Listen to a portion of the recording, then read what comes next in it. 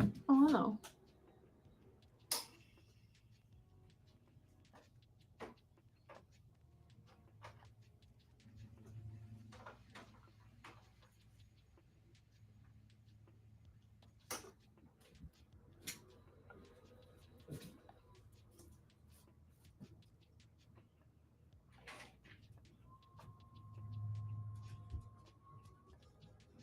Hello, hello. Yeah, I have a lot of books. And I do not know who Gabe Utz is. And yes, I have a ton of open tabs. I've got ADHD and I own multiple businesses.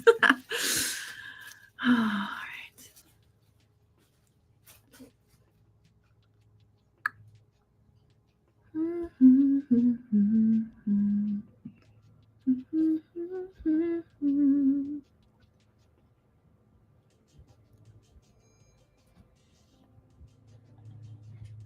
Hello.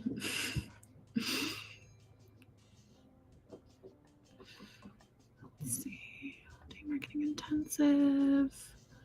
Da, da, da, da, da, da, da.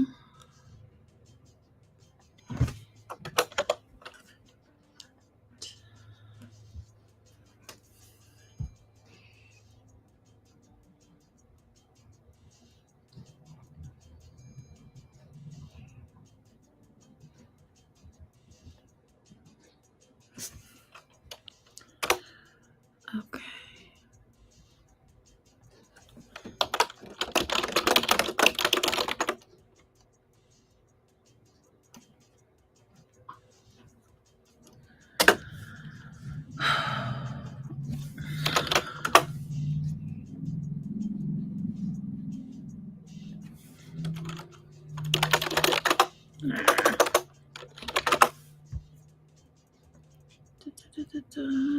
Jan 1 day intensive.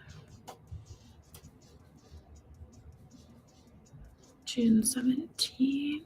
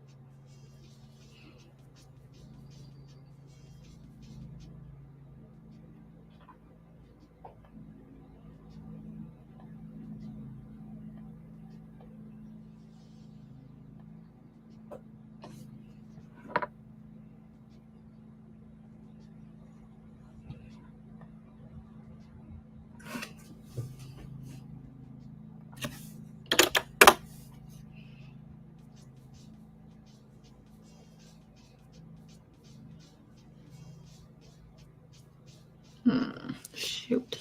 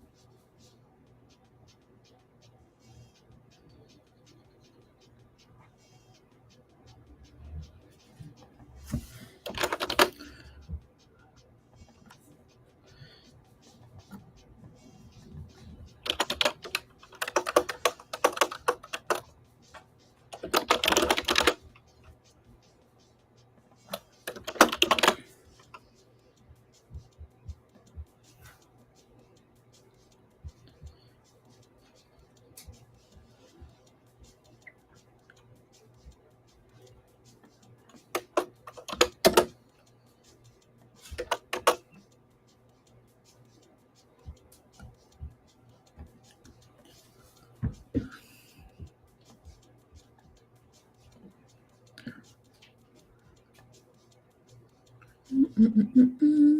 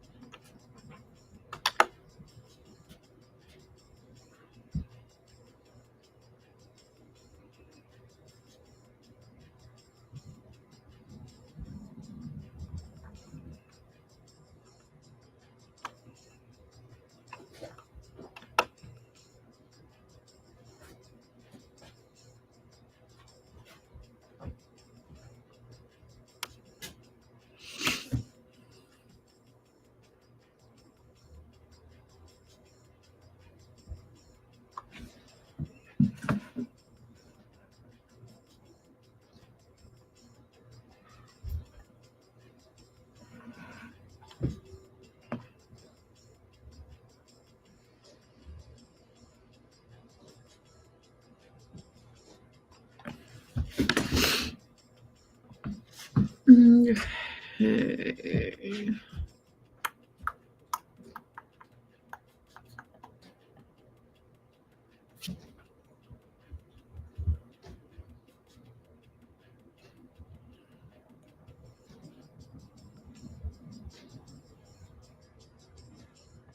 All right.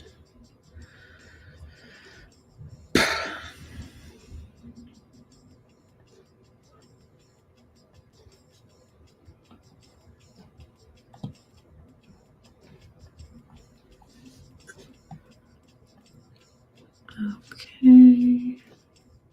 Hello, hello. I am about to start recording a training, so I will not be responding to comments for a hot second. I should probably take this off.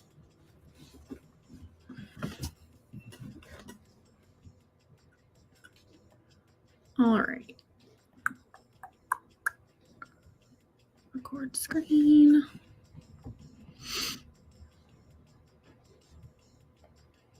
Now the question is, can I record my screen on 2 different websites at once? We shall see.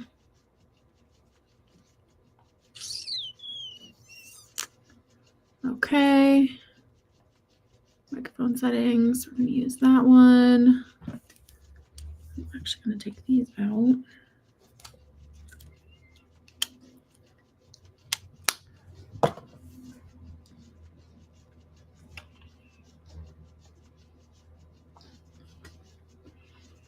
Okay, module 3. We are getting very close to the end, so hang with me. We've got a couple slides here on how to analyze your results, tweak your efforts, and grow both your accounts and your business overall while keeping things really, really simple so you don't lose your dang mind. So as far as analytics go, first and foremost, please, for the love of everything and for your sanity, keep everything super simple. You will notice instead of the standard KISS, keep it simple, stupid, we're going with keep it simple, sweetie, because we are fans of positive self-talk here. So data is not just numbers. It can be really easy to let data overwhelm you. It is not just numbers. It is your roadmap to better results. So if you learn how to actually read the story the data is telling you, you'll be able to get way better results with way less effort because you're allowing yourself to be guided by the actual numbers, by the actual results, instead of, well, I feel like this is working. Well, I think this might work. So it is an art and a science. Marketing is very much an art and a science. And this specifically, the numbers, the data, this is the science part. Again, I'm going to say it, and I'm going to hold your hand when I say this. Keep it simple. Absolutely keep it simple. We want to focus on doing the things that are going to move the needle. And in order to do the things that are moving the needle, we need to know what's moving the needle. And that is where the numbers come in. And this is something that I feel like very much needs to be said. So just pause for a moment with me and look me in the eyes. We are bonding right now. I am telling you this. We are friends. And I am telling you something that is so incredibly important. You are not a huge corporation. You don't have an army of analysts at your disposal. So please go easy on yourself and don't expect the world. This is very much a process that you are going to build on as time goes on. This is not something that's going to happen overnight. And the cool thing about analytics is it's going to help you avoid a ton of wasted effort and guesswork. We don't have to guess if things work. We don't have to see a ton of data over a very long period of time to get an idea of what works. We don't have to kind of like let our intuition guide us, Inigo Montoya style, or, you know, the scene in The Princess Bride where he's like, Father, guide my sword, like stumbling around. We're not doing that. We're looking at numbers. So let's talk about what tracking and looking at numbers actually means. So your engagement metrics, things that are showing you that people are actually interacting with your posts, are going to be your likes, comments, shares, and saves. So likes and followers / subscribers can be more vanity metrics, which just means they're numbers that when they're high, they look really good, but they don't necessarily tell a story of success for your business. So you might see accounts out there that have like 100,000 subscribers, but when you look at their posts, they've got like 100 or so interactions or even less. I've seen plenty of instances where there have been big accounts that get like 6 likes on their posts. So in that case, a really large amount of followers doesn't actually translate to a lot of engagement on their posts. So try not to get super hung up on likes and followers and subscribers. Those kinds of things are more things that feed your ego versus actually tell a story of success for your business. What you want to focus on instead is comments, shares, and saves, because that tells you that people are seeing your content. They're finding it valuable enough to actually do something about it. They're sharing their thought on it. They are sharing it with someone else. They are saving it for later. Those are the actions that when people take them, they give you a really solid picture of, hey, this is interesting. This is engaging. This makes me want to connect with you, learn more from you, etc. So your engagement rate is basically for how many, if there's 100 people that see your post, how many of them are going to actually take an action with your post and interact with your post. And how you can find that, there's a couple different ways to find it, but again, we're keeping things very, very simple right now. In order to see your engagement rate, which you can calculate it by how many followers you have, and that's your bottom number. You can calculate it by how many people see your post, and that's your bottom number. We are just going to focus on keeping it simple with the numbers that are really easily accessible and available. Total engagements, so that's likes, comments, shares, all of that good stuff. Every time someone interacts with your post, divided by the number of followers times 100. And that is your engagement rate percentage. And our little order of operations here, we're going to do total engagements divided by followers, and then take that number and multiply it by 100 to get a percentage. And a pro tip, there are plenty of numbers out there of, oh, for this industry, this engagement rate is normal. For that industry, this engagement rate is normal. Focus on beating your own average, not just going by industry standards, because these are very subjective and very generic. They can give you a good idea of where to start, but when it comes down to it, you should always be trying to beat your own records, trying to beat your own data instead of focusing on what other people are doing. Because ultimately, if you're beating other people in terms of your engagement, but it's not helping your business grow, it's not doing anyone any good for you to be beating other people's average. So always kind of eyes on your own paper kind of a deal. Focus on beating your own averages and continuing to improve on your analytics. So as far as your reach, those are your engagement metrics. Now let's talk about reach. So reach, views, and impressions.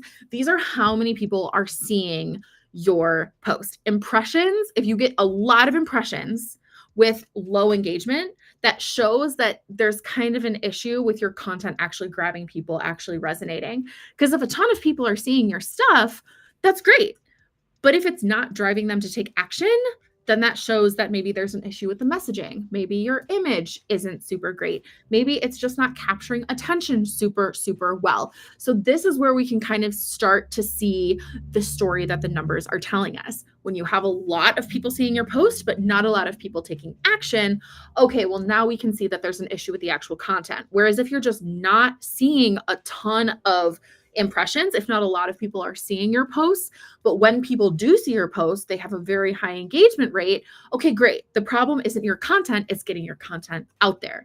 And having a lot of impressions isn't necessarily something that's going to make your business grow. So it all kind of feeds together. And as you start to kind of practice this and look at these numbers and take action based on these numbers and see the changes, when you do make different changes based on different numbers and different factors, it's all going to come together. So I know I'm throwing a lot at you right now. Just breathe through it with me. Breathe through it. You got this. And again, I am here as a resource for you. So please shoot me an email if you have any questions, if you need anything like that. So the last number that we're going to talk about is conversions. So this is basically how many times is someone actually taking an action, the action that you want them to take. For example, sorry, I have an alarm set to pray different points during the day. So things like clicking on specific links, subscribing to your email list, making a sale, something like that. You are driving an action.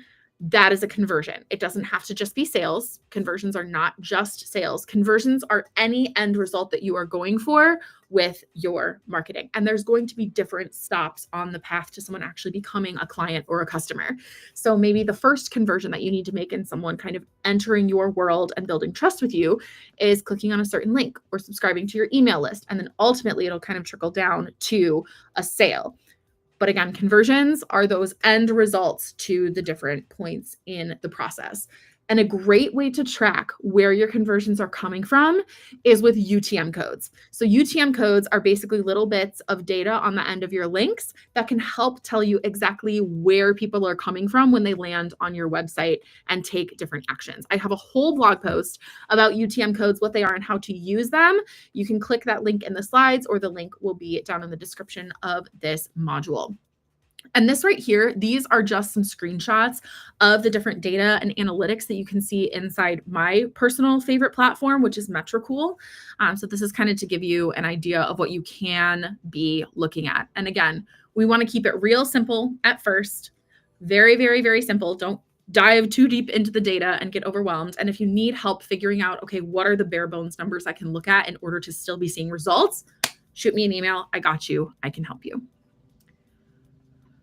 Okay, so let's talk about auditing and analyzing your performance. And I've put together a step-by-step workflow for you to help keep things from edging into the overwhelm territory. So the first thing you're going to do is look over your general analytics, kind of get a feel for the different numbers. And if that even feels overwhelming, that's totally fine.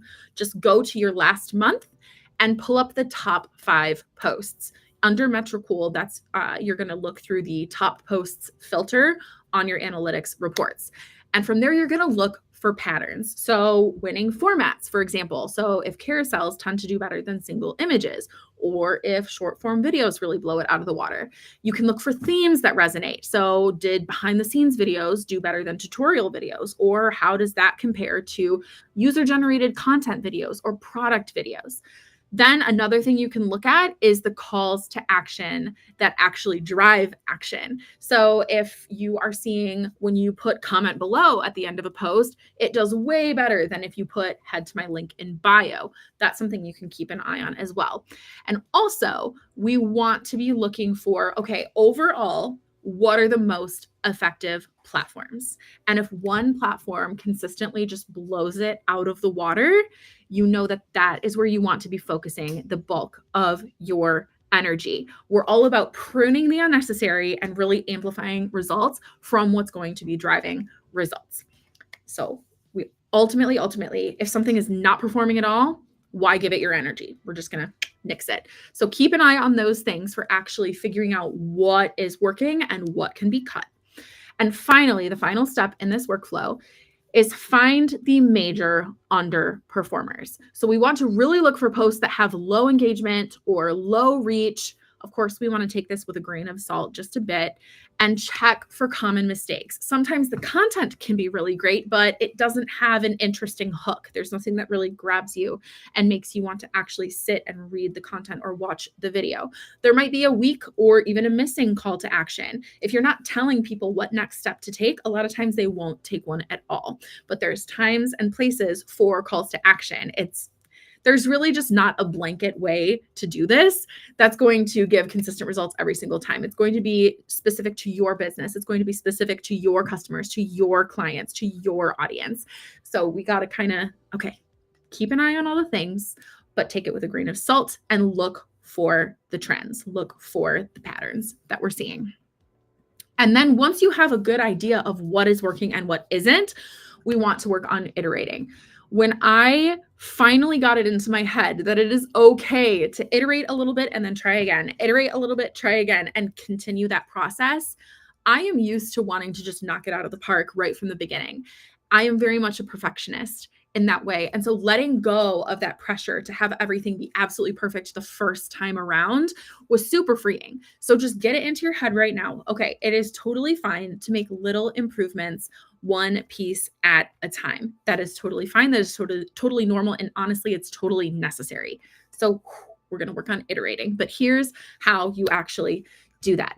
I've put together here some very simple and quick updates you can make to existing content that might have underperformed to improve your results. And again, don't overthink it. Don't overthink it. Things do not have to 100% be by the numbers. It's totally okay to follow your hunches and just kind of be guided by the data. Don't get too into the weeds on, okay, this drove my engagement rate up by 0.2%. So let's try this over here. Just, it's okay to go, oh, you know what? I have an idea. I want to try this. That is totally fine. And change one thing at a time. If you find a post that you're like, I thought this was going to do really well, but it really bombed, just change one thing when you're trying it again. And that will allow you to see if that one change really worked. So for example, if you thought a video was going to do really well and it just didn't, try the exact same video again, just with a different hook. Or if an ad really underperformed, try the exact same everything, but with different creative. Or you can try a stronger call to action, or even a different media format, maybe a carousel that you thought was going to do really well, just didn't. So try packaging that information into a short form video. Those are some really simple ways. And again, just do one at a time to kind of refresh content and give it another go. And then we want to also repurpose and expand content that did perform really well. Because if your audience is giving you a clue that something about that post really grabbed them, we want to expand on that. We want to really drive that home and figure out, okay, what about it did well and how can we grow that? So for example, you can take high performing posts and turn them into email newsletters or blog posts, longer form video content, carousel posts, short form video content. Basically, take the things that are working and iterate on them. Try different things with them, try different formats, different approaches, all of the things. You can take one great idea that when you see it works, splinter it into a bunch of other good ideas. And from there, you'll get kind of further down the path of figuring out exactly what your audience wants from you and what drives them to take action. Now, this is the part that for me, for some reason, is the hardest, and it's actually keeping track of what you're testing. It's really easy to let the creative side of things kind of take over and just let the ideas run instead of taking the time to kind of track what you're doing. But it is so, so worth it to take notes on what you are testing and what happened. But it doesn't have to be super crazy complicated. So it can truly be as simple as in a journal app or your notes app. I personally love the app Obsidian. I'm in the process of using it to organize my entire life. I absolutely love it. I've tried every notes app out there, and so far Obsidian is my favorite. But briefly and very simply, track what you're trying and what you're learning as you go. Obsidian has a really great feature of the daily note, where it's essentially a journal entry tagged with that day's date. So it can truly be as simple as opening up a note or your Obsidian today's note and going, okay, here's the date. Here's what I noticed. Here's what I'm trying. Da da da da. Just a couple bullet points or a sentence or two. Just kind of jot down your thoughts, what you're noticing, what's working, etc. So then you don't have to start from scratch every time you go to create, every time you go to do the next month's post. So that way, instead of it being, okay, you made some progress, but then the next month's content starts and you kind of have to go back to the drawing board, you can consistently be moving forward in learning what your audience wants, what really resonates with them, growing and churning out results for your business. So some ideas on what you can note down: major lessons, trends you're seeing in your own analytics, ideas you want to try. I really highly recommend, if you see a social media post or an ad or something that just blows you out of the water, take a screenshot of it or save the link and throw it into an album or into your notes app for something that you want to try. So then you have all this inspiration ready to go the next time you sit down to create content.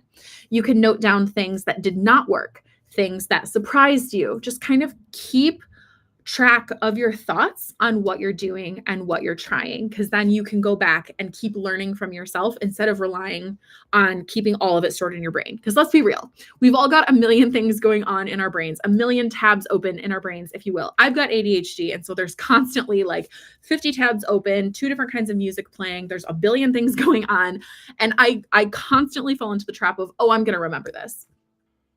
And then I don't. And that's okay.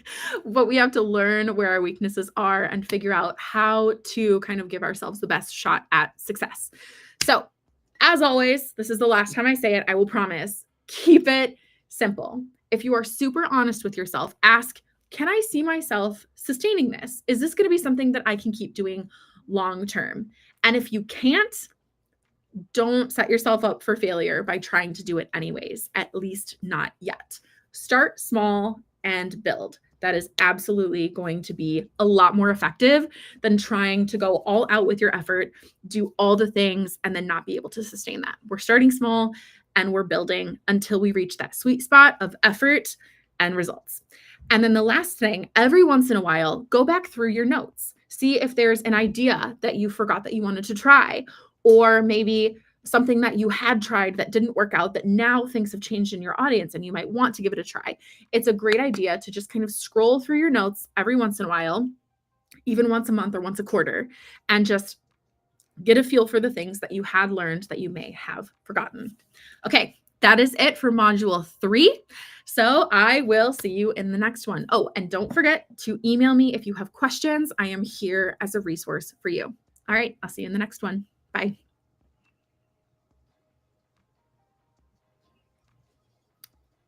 It's saving. Okay, I think we're good. Hi there. Yeah, so I'm just working. I'm just getting some stuff done. And right now what I'm doing is recording a training on marketing for a course that I'm writing. So, it is a live video as well. So well, I guess it's kind of both because I am live, but I am recording a video that is going to be for future viewing for people. All right, let's see.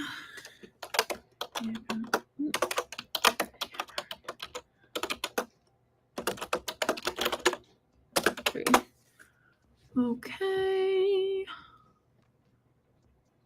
And we're gonna download this. Alrighty. I'm pretty happy with how that went. Go home.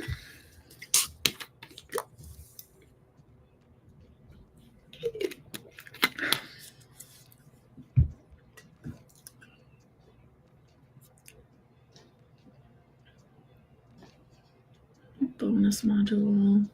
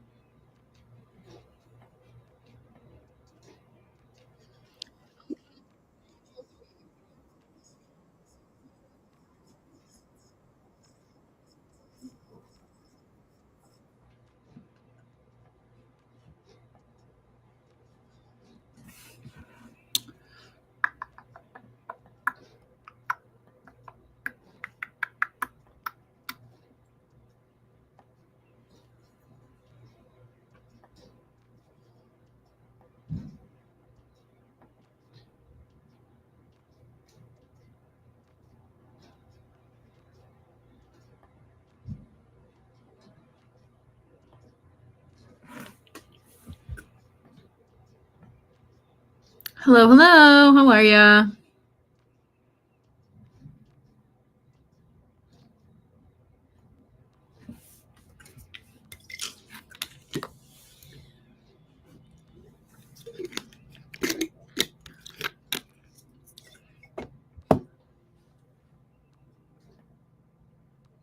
Oh, great.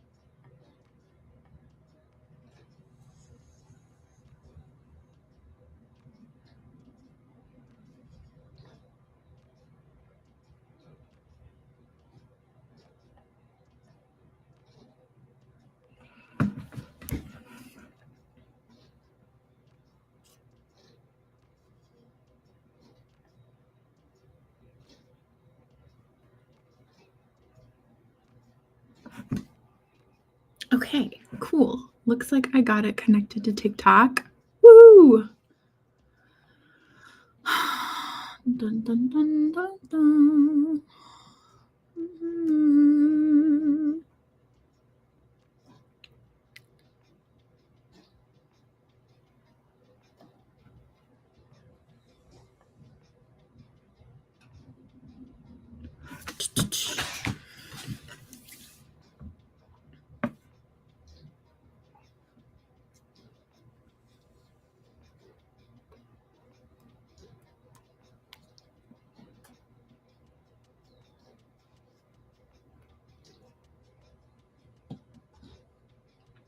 Thank you. Thank you very much.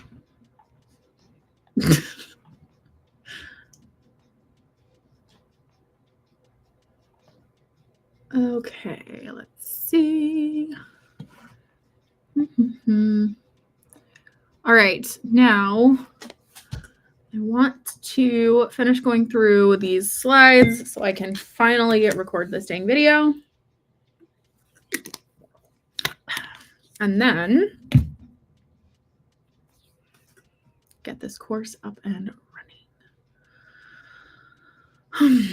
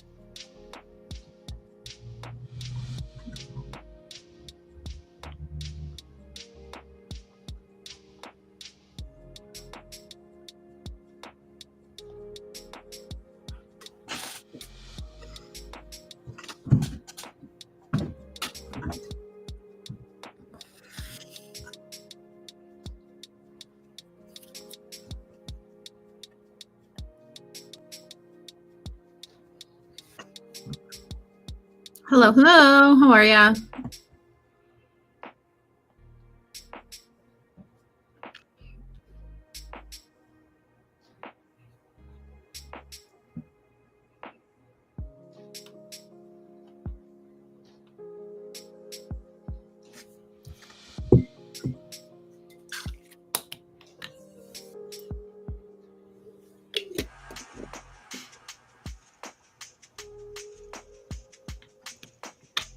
I am really good. I'm just getting some work done. How are you? How's your day going? What are you doing today?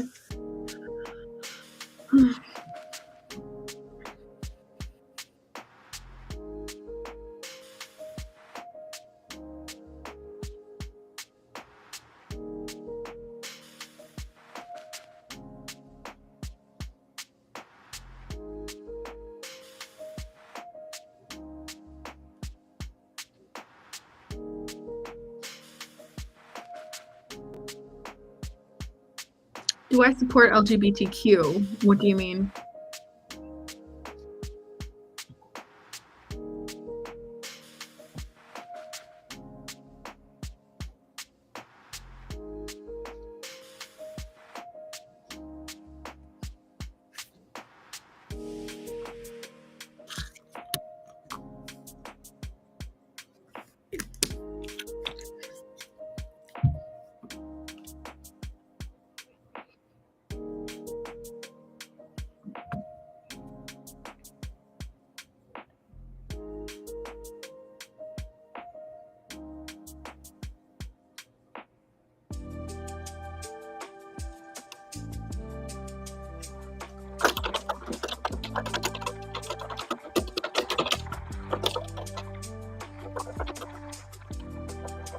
Do I like them?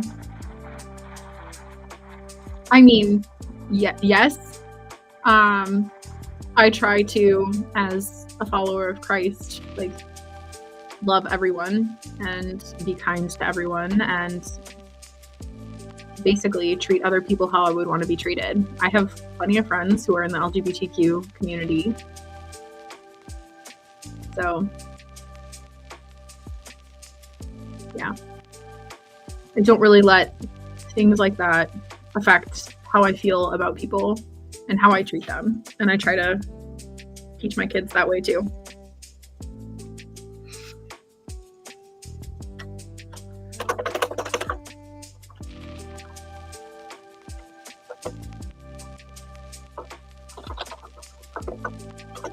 I'm curious why you asked.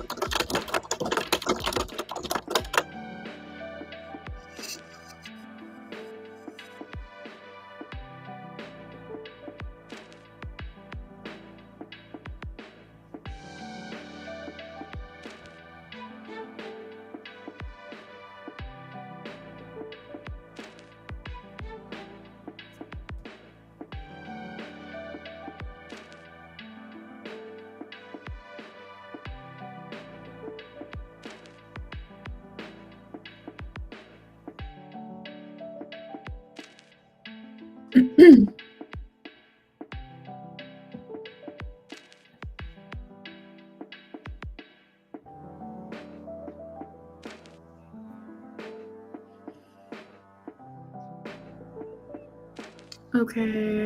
I am now going to be working on recording the bonus module for the course I'm creating, so I'm not going to be able to respond to comments for a hot minute. And what you are about to see is included in paid content that I'm working on, and you get to see it from me. Okay.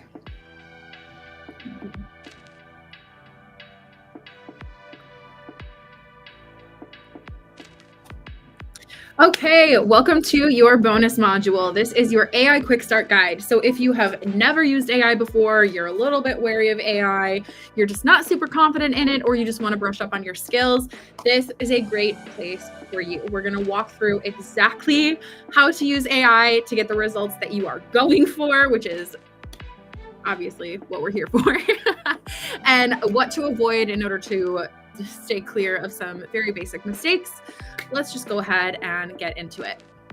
So probably the most important point when we're talking about AI is using the right tool for the job, using the best possible tool. And I'm going to kind of give you a picture of the different options that are available and then talk to you about my very, very favorite.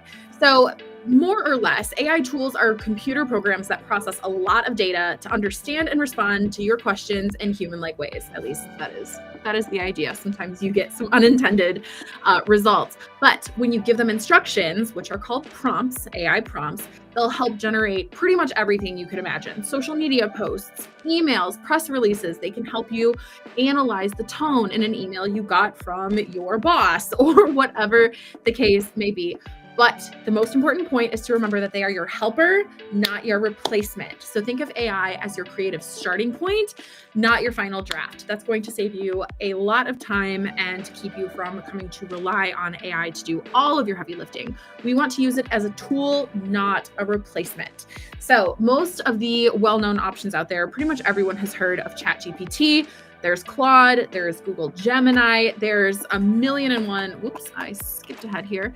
There's a million and one AI tools out there, and different ones are good at different things. My personal favorite is called Merlin. And basically what it is it is one engine that has access to all of the major AI tools out there. So you can put your prompt into Merlin and it will actually choose based on your prompt if ChatGPT would be the best option or if Claude would handle it best. It'll choose the right AI tool for your prompt in order to give you the best possible response. There is a free version, or you can pay for the premium version, or there is an unlimited paid version. I honestly pay for the unlimited version because I use it constantly, all day, every day for everything. And that includes all of the premium features with ChatGPT, Claude. Basically, I think there's probably 15 or more AI tools that it has access to. It has, if you pay for the unlimited version, unlimited image generation. There's a whole bunch of different tools that are available inside Merlin, and they are constantly adding more. There's like plugins to your Google Calendar now. You can connect it to your Dropbox, your Google Drive. They're constantly adding new features. But the cost of Merlin, I believe it's $20 a month for the premium version, the unlimited version, which is the cost of 1 month of really any one of the AI tools. So you can get all of them via Merlin for the same cost as one of them if you were to pay for ChatGPT or Claude or any of the other ones on your own. So I very, very highly recommend Merlin. I do have an affiliate link with them that is down in the description below. I cannot recommend them enough. When I tell you it has changed the way I work, I am not exaggerating. Okay, so this is a very quick how-to, especially if you have never used ChatGPT or any AI tool a day in your life. This is how you do it. And these screenshots are from Merlin, but pretty much every AI-based like language learning model is what the technical term is. Pretty much every language learning model looks about the same in terms of the layout. So you're going to get something that almost looks like Google, and you type in your little prompt there, and then it'll bring up what looks like a chat conversation. So step one, You enter your original prompt, and I actually have some prompts in here. There are some prompts as bonuses in this course as well. So you don't ever have to start from complete scratch. And there are 1,000,001 prompts if you look them up on Google, but I have saved some of my favorites and some ones that I have personally crafted. So you're going to enter your original prompt. And then if you need to adjust, you can do so. You can give it instructions like, hey, tweak this, or hey, remove this, or hey, I actually want to take this in a completely different direction. Let's redo it entirely. And you can keep tweaking until you get a solid foundation for what you need. And just try. It's really easy to go, okay, this is advanced technology. This should just give me something perfect right out of the gate. Don't expect perfection. Expect to do a lot of editing yourself. This is just a starting point. Like we talked about in the main modules, this is like you're being given clay that you get to mold into exactly what you need it to be. You should never, ever, ever go, okay, copy, paste from ChatGPT or Claude or any of them. You should never, ever, ever just copy and paste. Always read it through, always expect to do a decent amount of editing. But this is the very, very basic how-to when it comes to these language learning models or AI tools. So let's talk about actually creating your prompts. Creating prompts, the, I guess, official term that's been given to it is prompt engineering, which sounds very fancy, but it does not have to be fancy. We're going to do a very quick crash course here on how to build effective prompts that are going to help you get exactly what you need from your AI tool. So the very, very basic elements that you need are clear and specific instructions. Basically, tell it exactly what you're looking for. Important details the AI tool might need to know in order to do the best job, because a lot of times when there's a task that's living in our head, we know all the little bits and pieces. And when telling someone else to do it, even a human, even if we're delegating something to a human, there's little bits of knowledge we have in our brain that could help someone else do it effectively that we might not think to give it. So kind of thinking through, okay, what if I was telling someone how to do this task, what are the little bits of detail that I would need to give them? In addition, telling it your desired output is very helpful. So for example, if you ask it to write a text message, it's going to handle that completely different from if you say, I need a blog post. So the same exact prompt can give you two completely different answers if you give it different formats. So always remember, tell it what format you're looking for. You can give it examples if that's relevant. If there's something you absolutely want to make sure it avoids doing that you think it might end up doing, you can tell it, hey, make sure to not do blah, blah, blah, and tell it what it absolutely needs to include. If there's anything that you're like, okay, I need to make sure you don't leave this out, include that in there. Basically, think of it as giving detailed instructions on what you need it to do. Almost think about it as a human. Okay, what would I tell a person if I was needing them to do this task for me? And then kind of go a step above, because again, this is technology. This is not an actual human being. Giving it more detail is always going to be much, much better than not giving it enough detail. And again, just like with everything, this is a learning process. You're going to learn as you use AI tools and as you see what different inputs give you in terms of output, you're going to learn. So we're kind of just focusing here on a base foundation. Make sure to be specific. So you can tell your AI tool to act as a specific type of expert. And I highly, highly recommend this. So for example, you are a marketing strategist that specializes in online beauty brands, or you are a coach for podcasters who specializes in writing engaging questions for an interesting conversation. Also, ask your AI tool to ask you for any additional information it needs. So at the end of almost all of my prompts, I will ask it, do you have any questions before we begin, so that you can do this to the best of your ability? And it will always come up with stuff it needs. Maybe not always, probably 9 times out of 10. It'll be like, actually, yeah, here's this question and this question and this question. And you can get to the point where you're like, okay, I don't want to answer any more questions. Just do what I've asked you to do. You can also give it specific resources, websites, etc., to look at and consider. Not all tools are able to do this, but for a lot of them, you can upload documents. You can give it websites you want it to look at. You can tell it to look up this person or this topic, and it will be able to do that. Again, not all AI tools have this ability, but especially Merlin, my very favorite one in the entire world. I adore Merlin. Merlin has a lot of really cool capabilities like this. So basically, give it the right tools for the job, set it up for success, tell it exactly what you need it to do. More detail is always better. And a really great tip that I did not include on my slides, actually, a lot of them you can actually talk to, even if it's just voice dictation. So turning on voice to text and just kind of word vomiting at it if you don't feel like typing a lot. More is pretty much always better when you are giving AI its initial prompt. So another quick thing to note, especially if you're giving little bits of information at a time, your AI tool can get off track if you give it too much and kind of lead it away from the main point. So if you sense that your AI tool is starting to get off track, if it's getting a little bit further away from what you're looking for as you're trying to nudge it in the right direction, don't be afraid to just start over. You can copy your original prompt and include any information that you found that it needed and just start over. It's a lot easier to start from scratch with a better prompt than it is to try and corral an AI conversation that has gone off the rails back on task. It can get really frustrating if you're like, no, this was good. Let's just go back here. Please just go back. It doesn't always work that way. I've gotten the answer, actually, I'm not sure what you're talking about, more times than I can count. So be aware that sometimes it can get off track, it can get into the weeds, and don't be afraid to start the conversation over. Don't waste a ridiculous amount of time trying to get it back on track. I have done that. It can get very frustrating.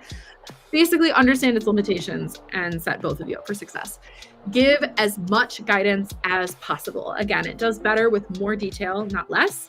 And if possible, if your AI tool has the ability to remember things, again, Merlin, I'm going to talk a lot about Merlin in this module because it truly is a game changer. If possible, ask your AI tool to remember certain details so you don't have to repeat them. For example, if I'm asking it to write something in my brand voice and it uses a term like girl boss that I would never use, I'll say something like, I would never use the term girl boss. Please remember this. And then it'll remember, oh, shoot. Yeah, I'm not going to use the term girl boss. Again, it's a learning process. It is technology. It has its limits, but a lot of times asking it to remember something will save you some frustration in the future. Another tip is to save prompts and prompt pieces that you have found effective. And a tool that I use for this, there is a tool that I have on my Mac. I use a Mac, and it's a plugin called, or a bit of software called Paste. I think you can find it in the App Store. You can just download it on your computer, and I also have it on my phone. And what it does is basically keep a record of everything that you have copied. So then you can just kind of scroll through. So for example, I was looking for a bit of text that I had copied like a month ago that I was like, okay, I know that there were some details in there that I don't really want to have to hunt down. I know I had sent them in an email to someone, and I know that in that email I had said, hey, Sandy. So I'm just going to search, hey, Sandy, and paste, and then it pulled up the email that I had copied.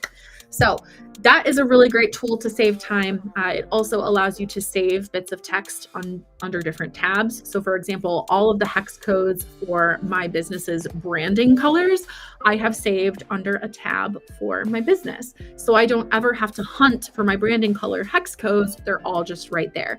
And I have a bunch of different bits of text saved that I find myself copying and pasting frequently. So a tool like this is fantastic for saving AI prompts and bits of prompts that you have found to be helpful. So finally, tell your AI tool how you want it to operate, not just what you want it to do. So that is a big mistake that people make when they're working with AI. They'll tell it what they want it to do, like, hey, write me a social media post about e-commerce. But we got to actually tell it how to do that. What are the details? What are the mechanisms? Give it more detail. Tell it how to do what you're wanting it to do, not just what you want it to do. So let's talk a little bit about what AI can and can't do. AI's zone of genius, where it really thrives, is in things like content generation and brainstorming, basic image creation, data analysis and pattern recognition, text editing and refinement is absolutely fantastic. It also is great for kind of busting through if you get stuck in writer's block or you really want to communicate a certain idea, but you can't figure out how to word it. Telling AI, I'm word vomiting what I want to say, help me say it in a cohesive way. It's awesome for that. It's really great for repurposing content into new formats. So for example, if you had a blog post that did really well, you can just paste it in there and go, hey, help me turn this into 10 social media posts. That's a really, really helpful thing that AI can do. It can also help with organizing projects and maintaining momentum. So for example, when I was working on this course, I essentially told it what I wanted to do. I had it come up with an outline to keep me on track of all the tasks that needed to be done. And then as I finished something or I had an idea, I would tell Merlin, be like, hey, I just finished the slides for module 1. And Merlin would be like, okay, great. Here's the next thing you're going to do. If I had an idea for a bonus resource, I would go, hey, Merlin, I had an idea for a bonus resource. Remind me when it's time to talk about it. And it would add it to the list. It's really, really, really great for helping keep you on track. But that not all tools have kind of the memory to be able to do that. So again, different tools are going to have different limitations. And here are a couple things that AI just isn't great at yet. It's not great at making complex creative decisions. It's not fantastic at writing in your brand voice. It can get pretty close, but again, you're always going to need to do a decent amount of editing when it comes to AI generated content that's in a specific brand voice.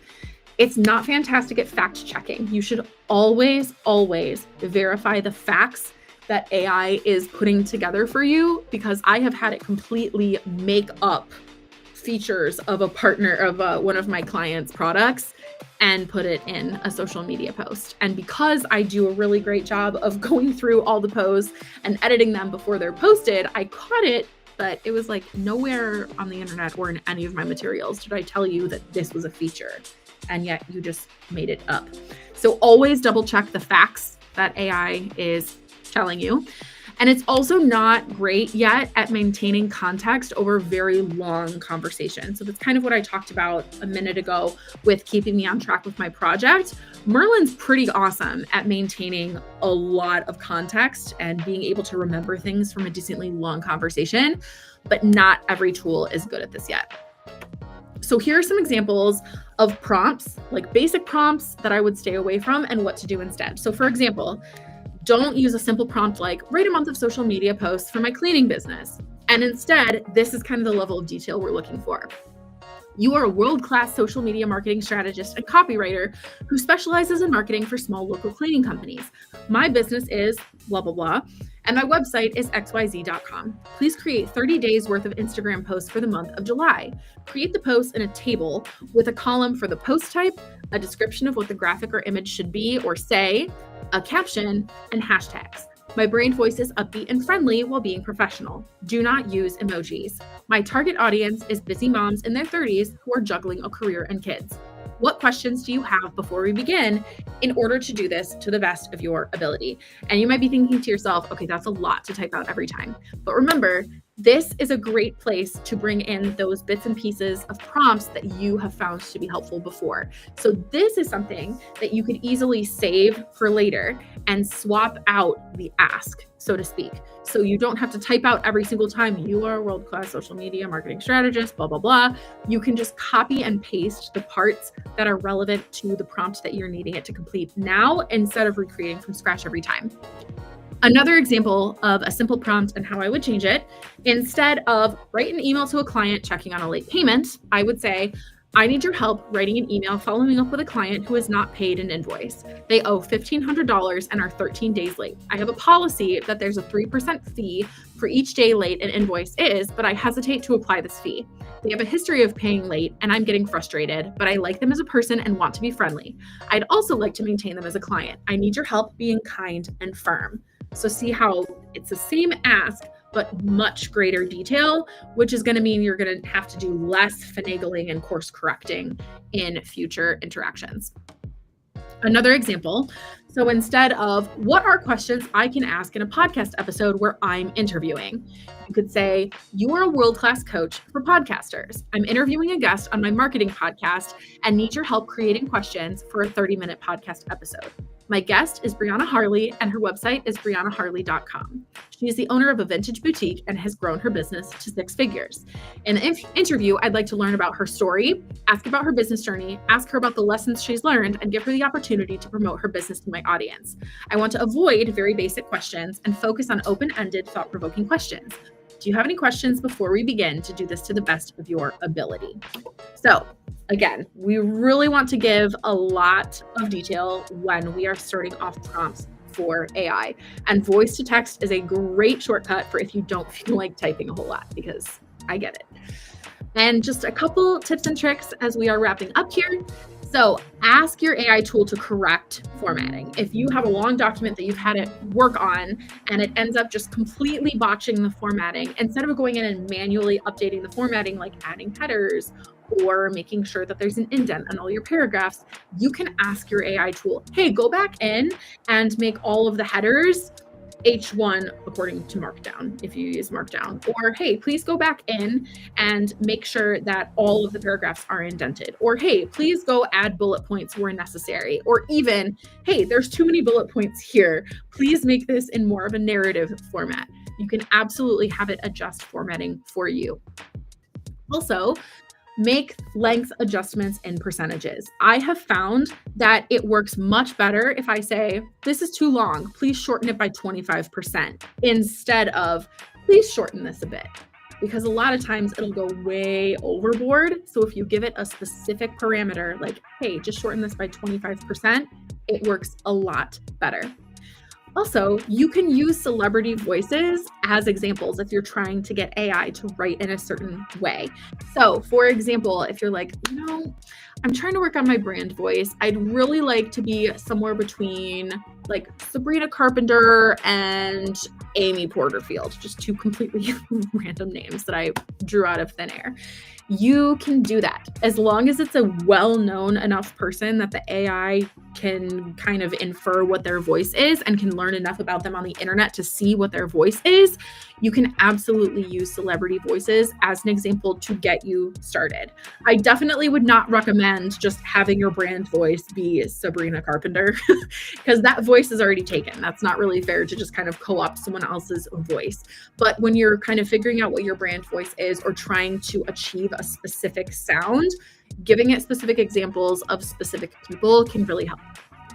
Again, we want to be very specific. So sharing your ultimate goal for help on the process can be very, very helpful. So tell it, okay, this is ultimately what I need you to produce. Now here's how we should go about that. Tell it what your goal is and have it kind of have the goal in mind as you go along. We've already talked about this one, but be okay with starting over with a new conversation if you get too off into the weeds. We've also talked about saving prompts that gave some good results so you don't have to recreate the wheel every single time. And our final tip for this bonus module is use the right tool for the right job. Different AI tools are good for different things. For example, Claude is well known for being really great at writing. So if you have kind of a writing project or a creative project that you need help on the actual writing side of things, Claude is a really great tool for that. Others are better at data analysis. I think deep research, DeepSeek, I'm not sure. There's so many different tools now.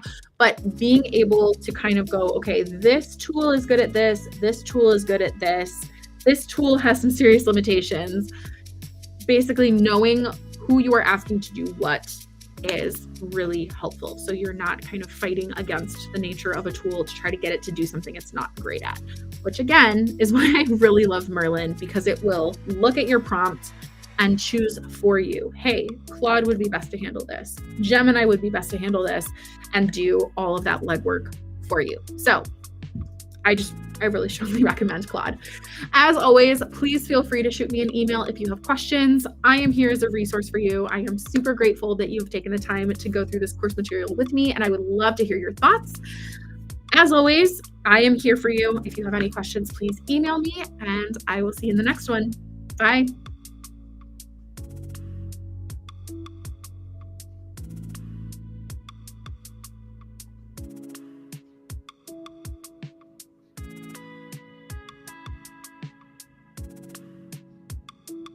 All right, done with that.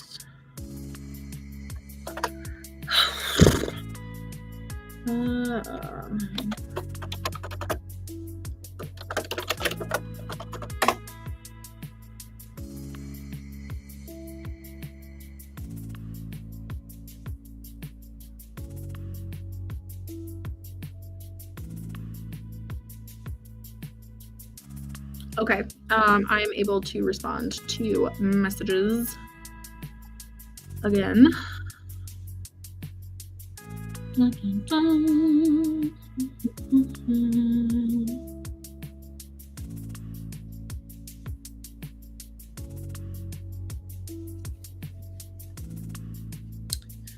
All right. And then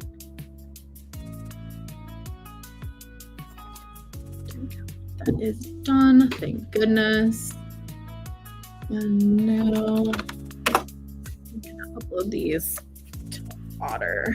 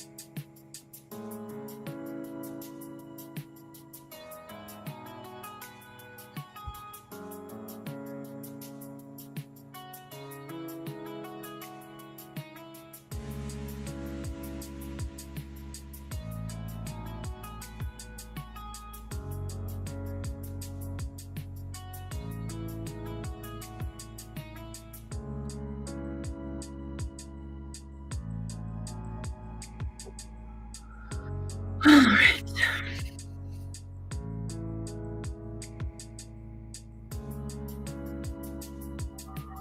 I decided to go ahead. It's just to stop them from banging on the door. When I opened it, I was met by a smiling young man holding business cards. He was behind me in the middle of the yard. I declined his offer, but just then, grandmother Annie's request popped in my mind. He was about to walk away, and so I caught him and asked him if he could do basic repairs, things like fixing broken garbage disposals.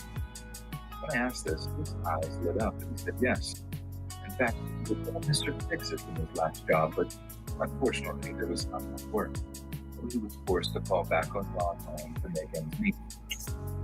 I briefly looked him over and thought about it in my head for a moment. He seemed like a nice, well-mannered kid. He said thank you, which is more than you can say about most people these days. Finally, I told him to give me a card. I might have a steady job for him. He did, and I promised to let him know in the morning. I let him go, and I returned to the house to enjoy my lazy afternoon. The next morning, I called Miss Annie, my family's name for her, to let her know I may have somebody, and I'd be sending him over that morning. When I hung up with her, I called the young man, Mark, and gave him the address. I told him he'd be doing small repairs and maintenance around my grandmother's house. At the end of each week, he was to come over to my place and I'd pay him. Once the specifics were nailed down, he thanked me and went on his way. With that out of the way, I focused on the task in front of me and put everything else out of my mind. When I returned home that day, I rang Miss Annie up to see how Mark had done. Her report of his work was encouraging. She spoke on more than one occasion about how eager he was to do well and his great attention to detail. This news was very pleasing to hear and assured me I'd made the right decision. Life would continue as normal. That Friday, Mark showed up at 6 p.m. to get his money and thanked me once again for the opportunity. Dinner was just moments from hitting the table, so I had to cut our talk short. I told him to come around about the same time next week, and he took off. What I assumed was a song in his heart was not on his face. This routine would repeat itself for the next several months. However, as time went by, Mark's smile would fade. and his appreciation seemed to become more of an attitude of entitlement. He got to the point where he wouldn't even say thank you, or anything for that matter, to me. He just snatched the money from my hand and walked away. Well, this behavior ticked me off. I didn't have to like him, as long as he did his job. I hadn't talked to Miss Annie for a while, so one Monday morning, I gave her a ring to see how things were going. She said all was well, but I could tell from her voice something was bothering her. After a few minutes of coaxing, she admitted that Mark hadn't been doing his job as well as he had at first. Once a month or so had passed, he began making comments about money and not getting enough work.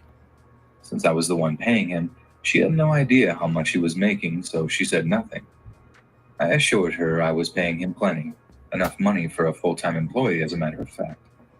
He had no reason to complain. When she mentioned he would get angry toward her and it scared her, I became a little concerned. Just to calm her fears, I told her I would talk to him that Friday.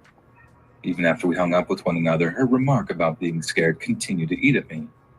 Miss Annie was very special to me, and the idea of her being afraid made me mad. I was determined to nip his behavior in the bud, but it became a problem. But I had to make sure I did so with a clear and calm head. Anger would only serve to exacerbate the situation. Time Friday came around. In fact, I was in a pretty good mood. Spring was just beginning to rear its head, and I was looking.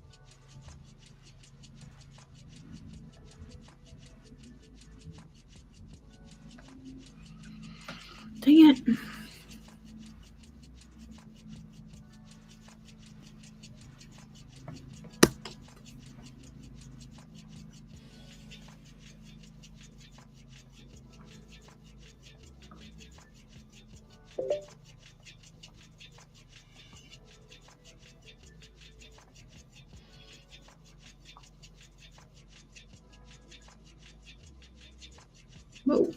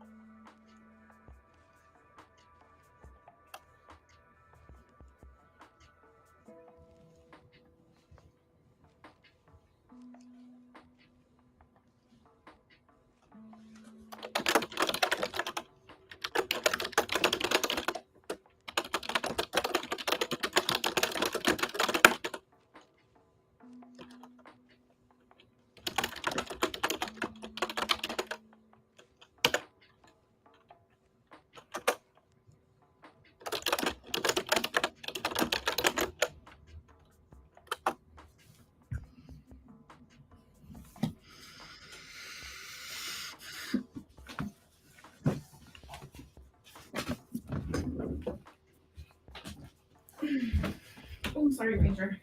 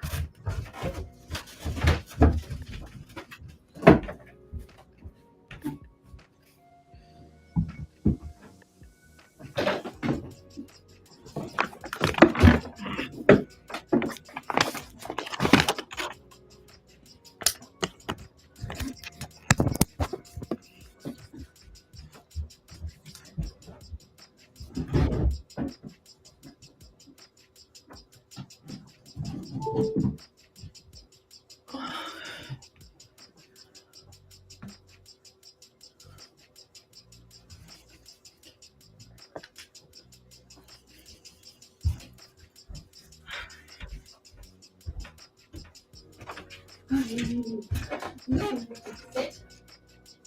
Sit. Hey, you. Are you going to go sit? If I sit? Hey. Hey. Oh, cute baby. What cute little baby goat. I know, there we go.